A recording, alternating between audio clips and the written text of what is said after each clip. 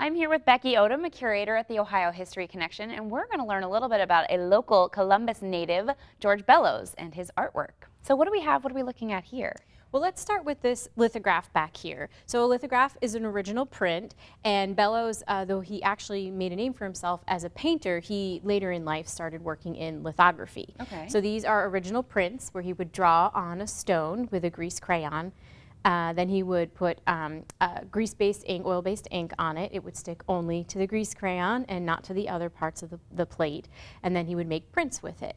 So this is one he did in 1921, but it's a nostalgic look back on his high school years in Columbus. Okay. And so it shows Bellows sitting in the middle next to his father. He doesn't look too happy. He doesn't look very happy at all. So he's a tall, lanky, athletic young man at this point, and he's being taken to church. He's essentially an angsty teenager. He was an angsty teenager. But in the 1800s.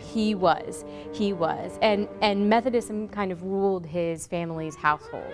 So Sundays were for going to church and resting. Of course. And so that's actually, though, how he became interested in art. Really? While his father was resting in the afternoons, his mother would read to him from the Bible, and to pass the time, he would sketch. Oh, interesting. And so from a very young age, he received a lot of encouragement from an aunt and started announcing to anyone who would listen that he was going to be an artist, and he never wavered, no matter how much he was teased or picked on.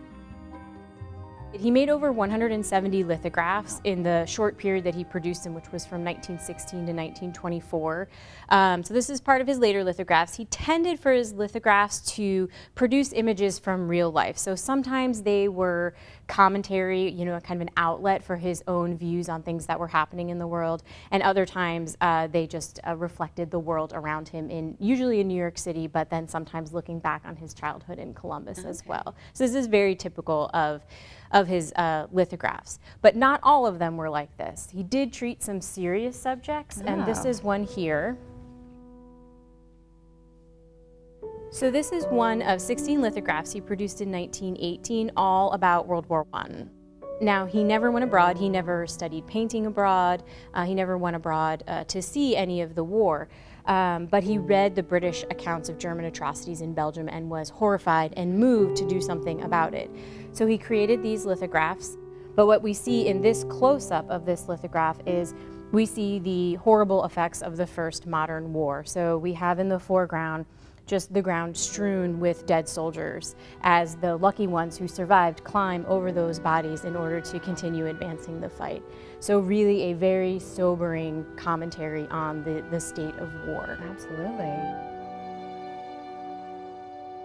He wanted to take lithography, which at the time was mainly seen as a commercial medium, so something that you use to produce images for newspapers and magazines and things like that, and he wanted to elevate it into a fine art form. Okay.